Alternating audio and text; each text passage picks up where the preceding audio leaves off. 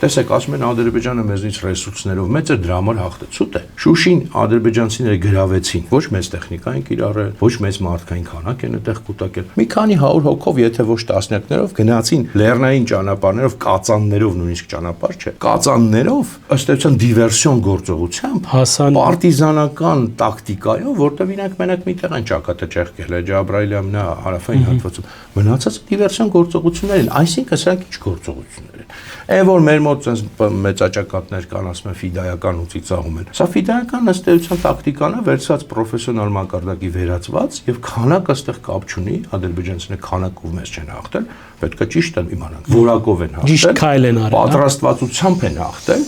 պատրաստված փոքր խմբերով են գործել, այսինքն արել են այն, ինչ որ հայը բնականից պետք է աներ, որտեղ եւ մեր պատմությունը, եւ մեր աշխարհագրությունը, եւ մեր ժողովրդագրությունը ամեն ինչը եւ մեր հոգեբանությունը թելադրում է այս մարտավարությունը։